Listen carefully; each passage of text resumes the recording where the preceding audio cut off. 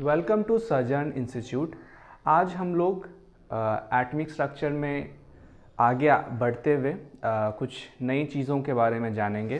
पिछले क्लास में हम लोगों ने देखा कि कैसे एटम का आइडिया आगे बढ़ा, फिर उसके बाद किस तरीके से लोग इलेक्ट्रॉन की जानकारी तक पहुँचे। अब हम लोग इस बात को आगे बढ़ाते हुए ये समझने की कोशिश करेंगे कि एटॉमिक मॉडल जिस तरीके से आज हम जानते हैं वो कैसे आया। पर उसके पहले पिछले क्लास हमने देखा था कि इलेक्ट्रॉन का चार्ज बाय मास रेशियो तो निकाल लिया गया, लेकिन एक क्वेश्चन ये भी रह गया कि आखिर इलेक्ट्रॉन पे चार्ज कितना है, इलेक्ट्रॉन का मास कितना है। तो उसको जानने के लिए एक बहुत ही फेमस एक्सपेरिमेंट किया गया जिसे आज हम लोग मिल्कन्स ऑयल ड्रॉप एक्सपेरिमेंट कहते हैं। तो आइए सबसे पहले हम लोग आज इसी से शुरू करते हैं।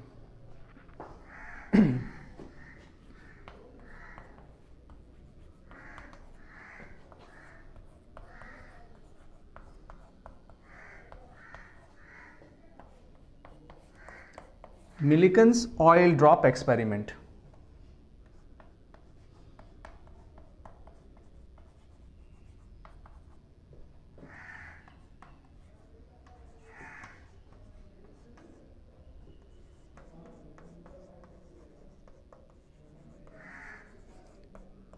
आर.एम. मिल्कन ने एक सेटअप डिज़ाइन किया। काफ़ी सिंपलिस्टिक सेटअप है, बहुत पर काफ़ी इफ़ेक्टिव है। इसे हम लोग देख सकते हैं।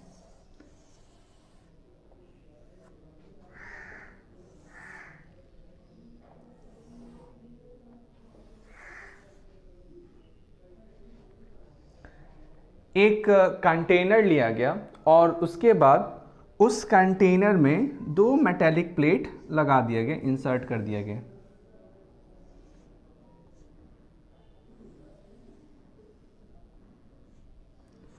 इस मेटेलिक जो ऊपर वाला मेटेलिक प्लेट था उसमें एक छोटा सा होल भी बनाया गया और नीचे भी एक मेटेलिक प्लेट लगाया गया।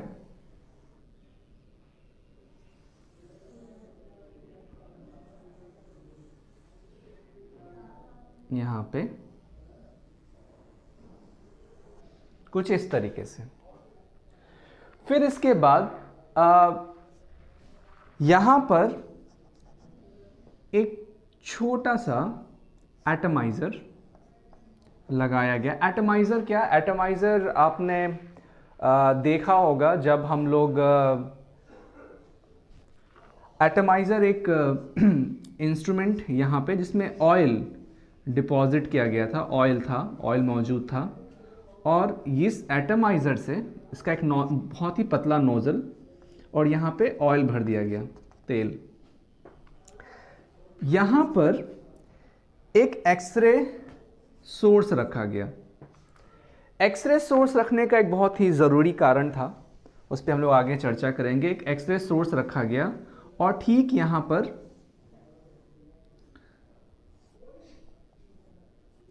एक छोटा सा व्यूइंग डिवाइस, एक किस्म का आप टेलीस्कोप कह सकते हैं, वो रख दिया गया।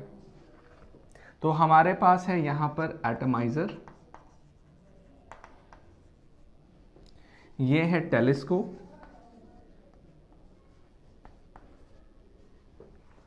और इस एटमाइज़र से ऑयल स्प्रे किया गया। खैर,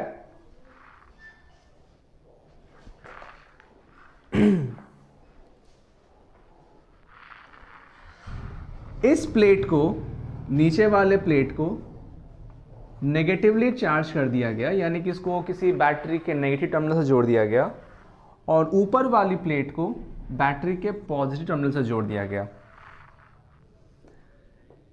जब इस एटमाइज़र से ऑयल को स्प्रे किया गया तो ये ऑयल के ड्रॉपलेट्स इस होल से होते हुए नीचे गिरने लगे।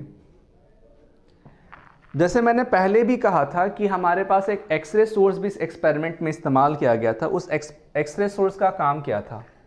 उस एक्सरे सोर्स का काम था, उसको जब भी टर्न ऑन किया जाता उस एक्सरे सोर्स को, तो वो अंदर में जो हवा है, जो गैसेस हैं, उनको आयोनाइज कर देगा।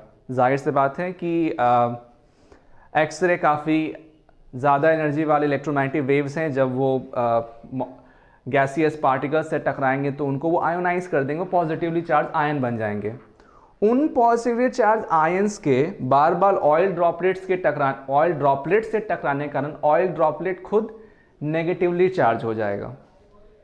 अब चूंकि ये नेगेटिवली चार्ज है, ये ऑयल ड्रॉपलेट नेगेटिवली चार्ज है, नीचे वाला मेटल प्लेट नेगेटिवली चार्ज है, ऊपर वाला मेटल प्लेट पॉजिटिव चार्ज है, तो हम लोग एक फील्ड एक्सर्ट कर सकते हैं। और हम लोग पहले भी देख चुके थे कि इलेक्ट्रिक फील्ड के कारण अगर किसी पार्टिकल पे, नेगेटिवली चार्ज पार्टिकल पे अगर इलेक्ट्रिक फील्ड एक्सर्ट किया जाए, इलेक्ट्रिक फील्ड दिया जाए तो उस पर फोर्स एक्सर्ट होता है। यानी इसको इस तरीके से लिखा जा सकता है कि the drop was allowed to fall,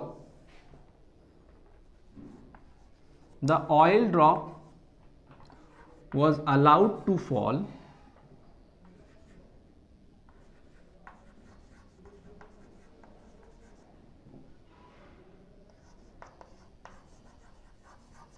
through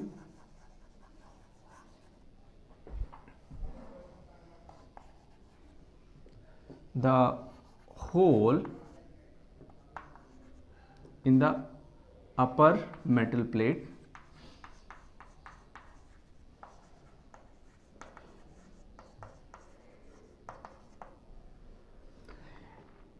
as the air inside the particles of various gases inside this chamber has been ionized। तो वो क्या करेंगे, इस ऑयल पार्टिकल से कोलाइड करके उसको नेगेटिव चार्ज बना देंगे।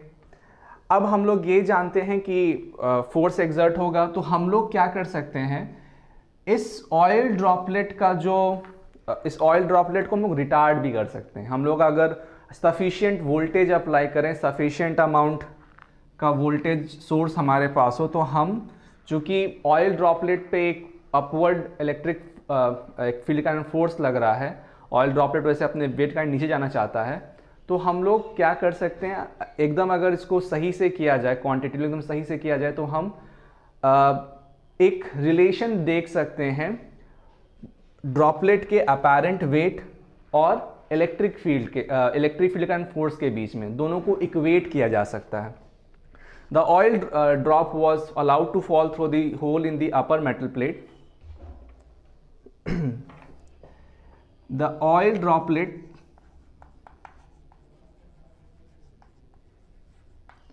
gets negatively charged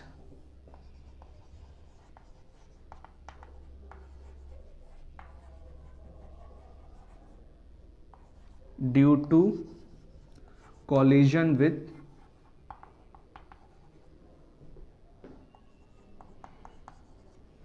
positively charged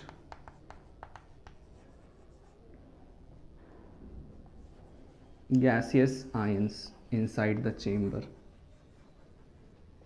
between the plate.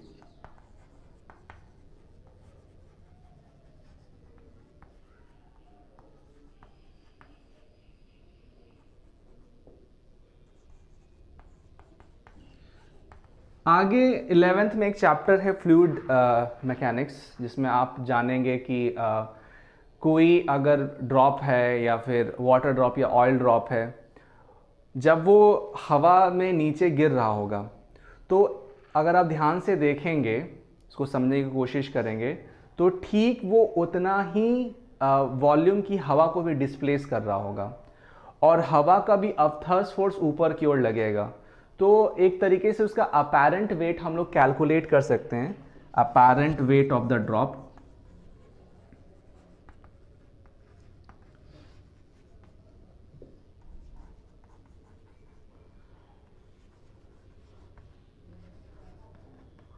जो कि होगा 4π/3 r cube rho minus rho air into g. Rho क्या है, rho density of the droplet, r radius of the droplet, rho air density of the air inside the chamber, और g acceleration due to gravity, pi constant है। अब इसको equate किया जा सकता, मैंने पहले भी कहा था पिछले क्लास में भी, कि force on a charge particle क्या होता है, F is equal to Q times E। अब इसमें देखिए कौन कौन सी हमारे पास नोन क्वांटिटीज़ है। ये नोन क्वांटिटी है, ये भी नोन क्वांटिटी है, तो इन दोनों को इक्वेट कर दिया गया।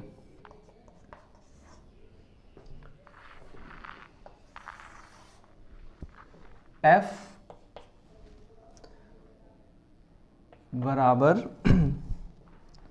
इसको बेहतर है कि हम लोग QE equals to 4π/3 R cube rho minus rho naught या रो एयर G लिख सकते हैं। अब इसे सॉल्व किया गया अप्रोप्रिएट वैल्यूज़ के साथ।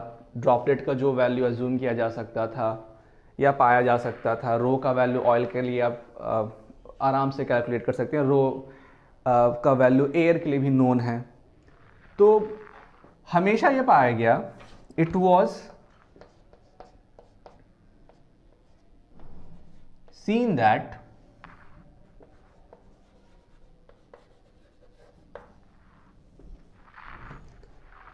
the value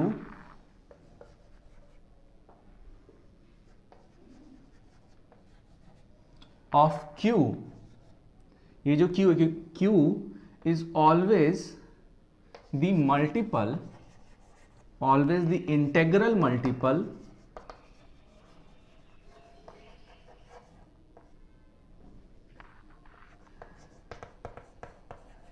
of 1.6 10⁻⁻19 coulomb, that is QNE के बराबर होता है, जहां पे E का value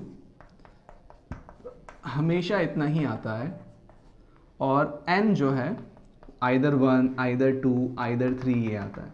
so what does this mean? इसका ये मतलब है, एक बहुत ही ज़रूरी कंसेप्ट इससे मालूम चला जो आगे चल के और डेवलप किया गया।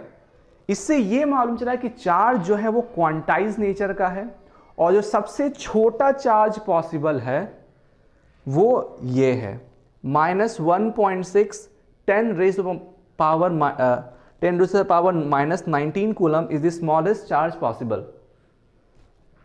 खैर, तो अब ये बात भी समझ में आ गई कि if electron is the sole reason for negative charge inside an atom, तो सबसे जो एक इलेक्ट्रॉन पे जो चार्ज होगा वो इतना होगा। तो आगे हम लोग इसको लिख सकते हैं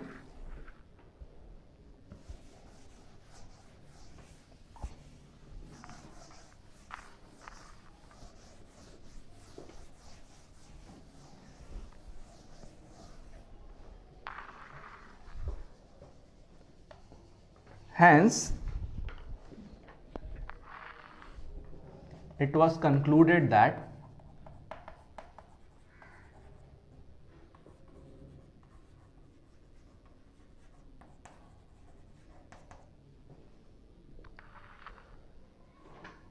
the charge on an electron equals -1.6 10⁻⁻19 coulomb. अब याद करें हम लोग, चार्ज बाय मास रेशियो तो नोन था। We know that the charge by mass ratio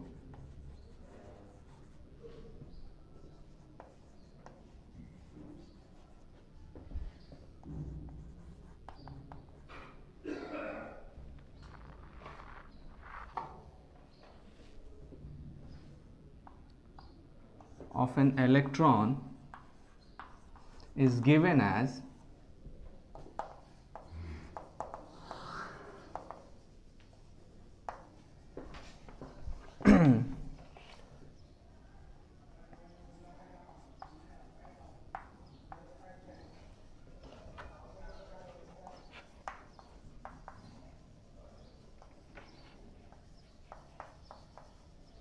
ten 1.7582 10⁻11 coulomb पर kg। अब हमें ये भी मालूम चल गया कि also charge of electron is इतना 1.6 10⁻⁻19 कूलम। तो फ्रॉम इक्वेशन 1 एंड 2 हम लोग इसका वैल्यू सीधे इक्वेशन 1 में रख सकते हैं और मास ऑफ इलेक्ट्रॉन कैलकुलेट किया जा सकता है। From equation 1 and 2 we gate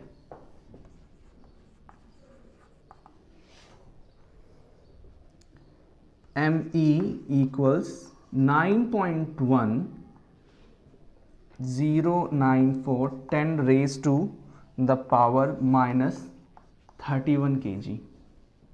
So you can see electron का मास कितना ज़्यादा कम होता है, -31 kg के 10⁻⁻31 kg के रेंज का मास आता है। So it's like very less. खैर अब आगे बढ़ते हैं वे। अब चूंकि एक एटम में इलेक्ट्रॉन अगर मौजूद है तो यानी एटम में नेगेटिव चार्ज मौजूद है, अगर हम ये मान के चल रहे हैं कि एटम को इलेक्ट्रिकली न्यूट्रल होना है तो then there must be a positive charge particle inside which has the same amount of charge as that of an electron. तभी उसी कारण से कोई एटम इलेक्ट्रिकली न्यूट्रल हो सकता है। तो ये लोगों के दिमाग में चल रहा था उस वक्त भी। इस बार अगर हम लोग फिर से पीछे जाएं, जो कैथोड रे ट्यूब एक्सपेरिमेंट था या जो तमाम वैक्यूम ट्यूब्स बनाई गई थी उनको और मॉडिफाई किया गया और ये पता करने की कोशिश की गई कि क्या पॉजिटिवली चार्ज पार्टिकल भी एग्जिस्ट करते होंगे। तो अब हम लोग उसे देखते हैं। Discovery of proton.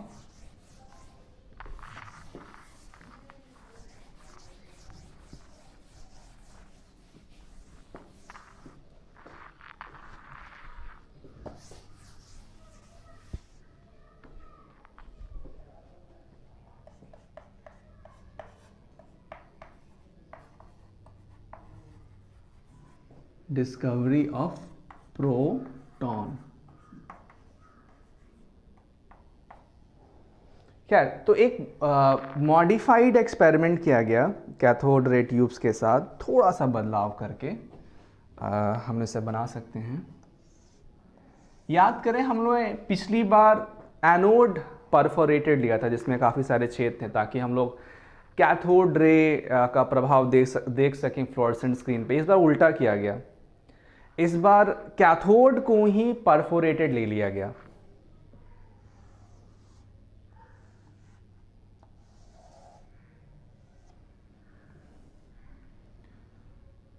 यहां पे हमारा एनोड और यहां पे इस बार कैथोड जो है परफोरेटेड, और इनको कनेक्ट कर दिया जाए एक सफिशिएंट वोल्टेज सोर्स से। मैंने पहले भी कहा है cathode negatively charge, anode positively charge. तो बैटरी के पॉजिटिव टर्मिनल से एनोड कनेक्ट होगा या वोल्टेज सोर्स के पॉजिटिव टर्मिनल से एनोड कनेक्ट होगा, नेगेटिव टर्मिनल से कैथोड कनेक्ट होगा।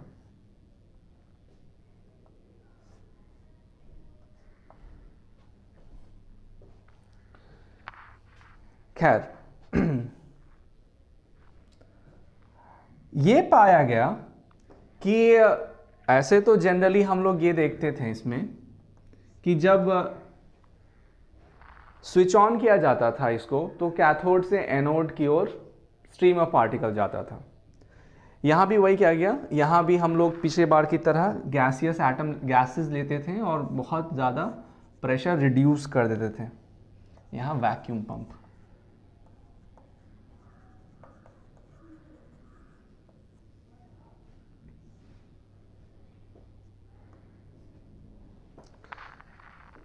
ये पाया जाता था कि ऐसा नहीं होता है सिर्फ कैथोड से एनोड की ओर रेज आती हैं, एकदम नहीं, बल्कि इसका उलट भी होता है।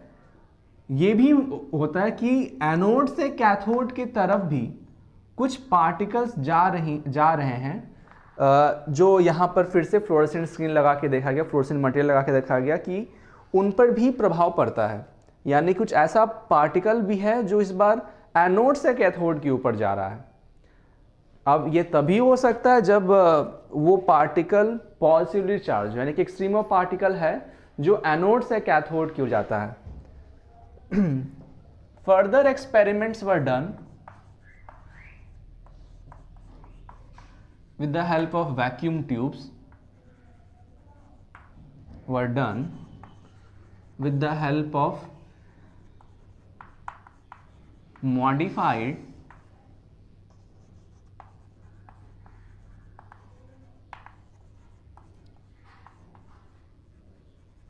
vacuum tubes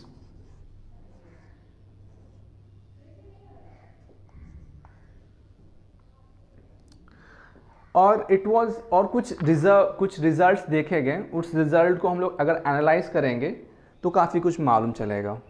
it was seen that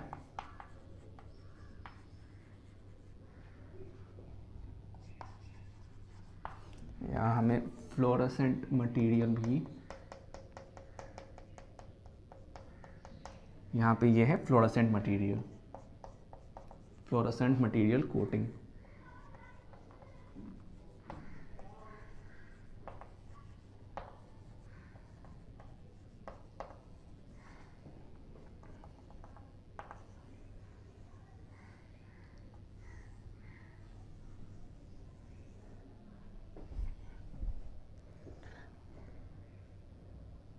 It was seen that a stream of positively charged particle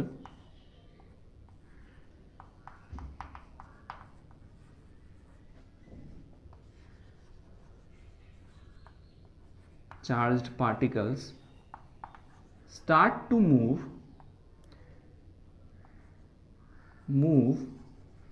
from anode to cathode.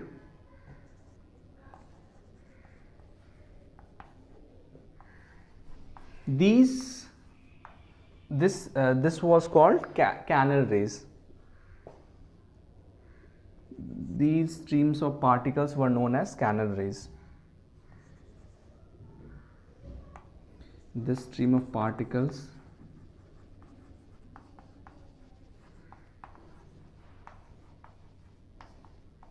was known as canal rays.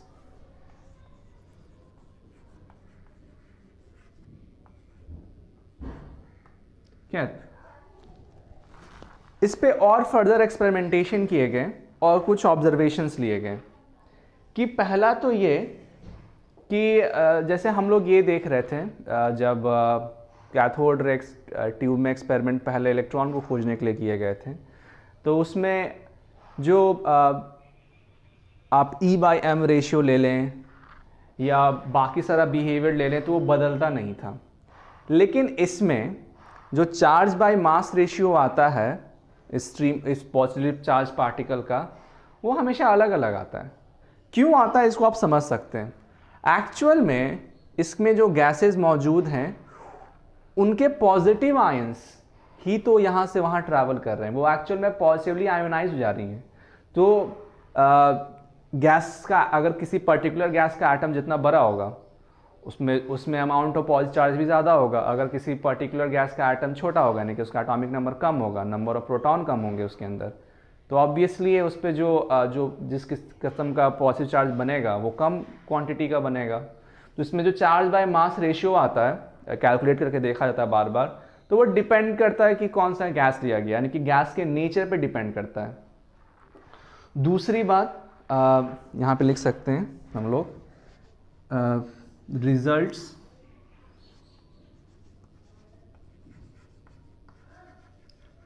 from various observations on canal rays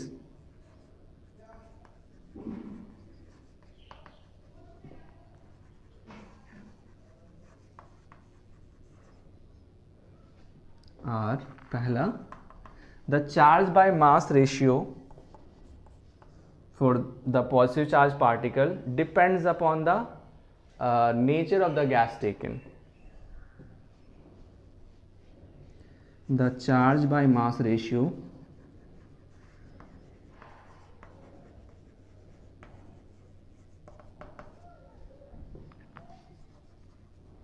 the charge by mass ratio for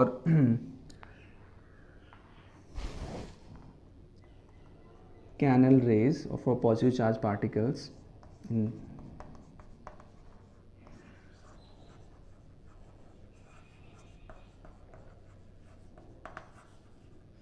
depend upon the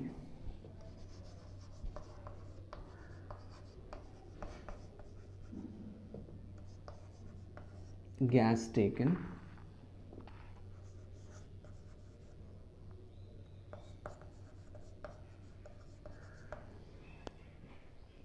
फिर उसके बाद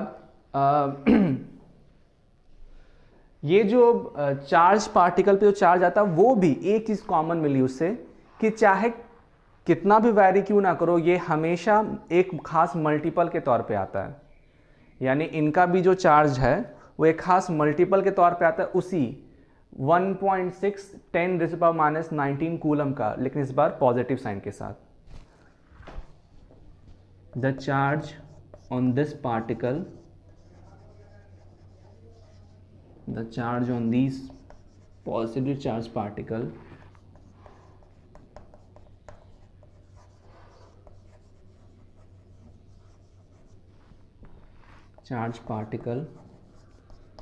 is always the integral multiple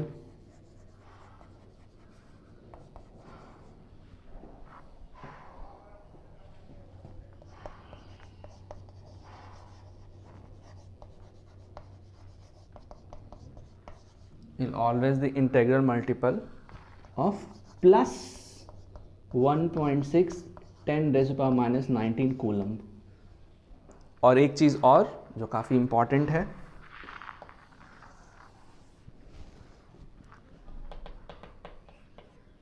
the behavior of these particles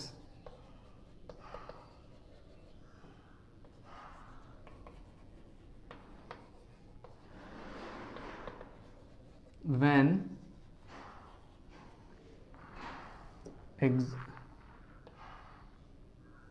exerted by when applied on by electric and magnetic field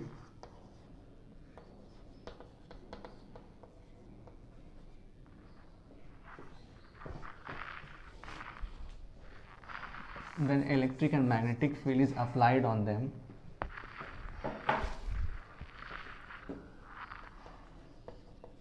when electric and magnetic field is applied on them,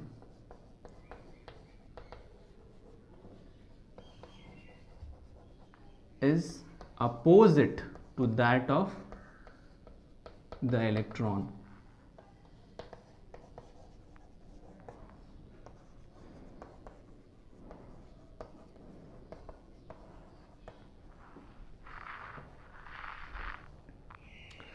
तो यहाँ हम लोग देख सकते हैं तीसरी बात बहुत ज़रूरी है कि वही सारी चीज़ें जो हम लोग इलेक्ट्रॉन के लिए कर रहे थे कैथोड रे ट्यूब एक्सपेरिमेंट में, अगर कैनल रेस के लिए भी किया जाए तो ठीक उल्टा रिजल्ट आता है. अगर उसका डेविएशन मान लीजिए डाउनवर्ड्स हुआ है इलेक्ट्रिक फील्ड के लिए, तो इसका डेविएशन फिर अपवर्ड हो जाएगा. मतलब जो भी बिहेवियर उसका इलेक्ट्रिक और मैग्नेटिक फील्ड के लिए इलेक्ट्रॉन का था, उसका ठीक उल्टा बिहेवियर ये करेगा ऑब्वियसली, क्योंकि ये पॉजिटिव चार्ज पार्टिकल है और पॉजिटिव चार्ज पार्टिकल पर अगर इलेक्ट्रिक फील्ड इंसिडेंट किया जाए या मैग्नेटिक फील्ड इंसिडेंट किया तो change in direction in their trajectory होगा वो ठीक अपोजिट आएगा इलेक्ट्रॉन से. अब इसमें थोड़ा सा मॉडिफिकेशन किया गया, लोग अलग अलग तरह का गैस इसमें डाल के देखें, तो लोगों ने प्रोटॉन हाइड्रोजन डाल के देखा. तो हाइड्रोजन डाल के देखा तो ये मालूम चला कि इससे छोटा पॉजिटिव चार्ज पाना पॉसिबल ही नहीं है. आगे लिखते हैं when for hydrogen this experiment was conducted